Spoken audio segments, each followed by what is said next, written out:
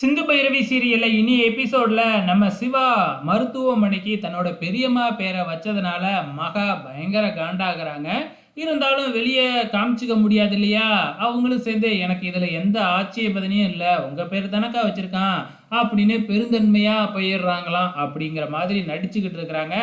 அதுக்கப்புறம் ஏற்கனவே இருந்த டாக்டர் சிவாவை அழைச்சிக்கிட்டு போயிட்டு அவங்க டீம் மெம்பர்ஸ் கிட்டலாம் இன்ட்ரடியூஸ் பண்ணி வைக்கிறாப்புல. இதுக்கப்புறம் இவர் தான் வந்து இந்த ஆஸ்பத்திரை பார்த்துக்க போறாப்புல அப்படின்னு சொல்லி இன்ட்ரடியூஸ் பண்ணி வச்சதுக்கப்புறம் ஒரு சின்னதாக ஒரு மீட்டிங் மாதிரி வச்சுருக்காங்களாட்டுக்கு. ஸோ அந்த மீட்டிங்கில் ஸ்டேஜ் போட்டு வந்து பார்த்திங்கன்னா முதல்ல டாக்டர் தான் பேசுகிறாப்புல. அதுக்கப்புறம் நம்ம சிவா வந்து பேசுகிறாப்புல, என்னோட இந்த வளர்ச்சிக்கு காரணமே என்னோட பெரியம்மா தான் அப்படின்னு சொல்லி அன்னபூர்ணியை பற்றி புகழ்ந்து தள்ளுறாப்புல நம்ம சிவா. அதுக்கப்புறம் அன்னபூர்ணியும் கூப்பிட்டு பேசுகிறாங்க. அதுக்கப்புறம் இதெல்லாம் பார்த்துட்டு இங்கே மகா பயங்கர கடுப்பாகிக்கிட்டே இருக்கு.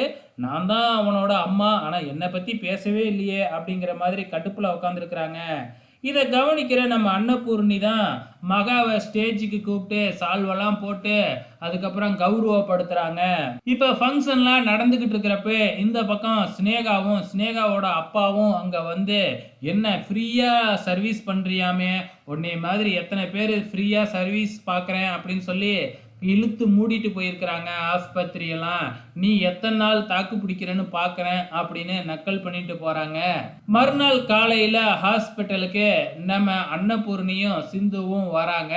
வந்து இறங்கி அங்கே முன்னாடி வச்சிருக்கிற சாமிக்கு சூடம் ஏற்றி கும்பிட்டு அங்கே இருக்கிற எல்லா ஸ்டாஃபுக்கும் பிரசாதம்லாம் கொடுத்து திருநீர்லாம் கொடுத்து வச்சுக்கிட்டு இருக்கிறாங்க. அது மட்டும் இல்லாமல் இந்த சிந்து ரொம்ப ஓவராக சூடத்தெல்லாம் எடுத்துக்கிட்டு வார்டு வார்டாக போய் அங்கே இருக்கிற பேஷண்ட்டுக்கெல்லாம் திருநீர் வச்சு விட்டு புகையை கிளப்பிக்கிட்டு இருக்கு. இதை வந்து பார்க்குற நம்ம சிவாவுக்கு அதிர்ச்சியாக இருக்குது. என்ன பண்ணிக்கிட்டு இருக்க, இது ஆஸ்பத்திரி கோயில் இல்லை, இதுக்கப்புறம் நீ இங்கெல்லாம் வரக்கூடாது அப்படின்னு சொல்லிக்கிட்டு இருக்கிறாப்புல.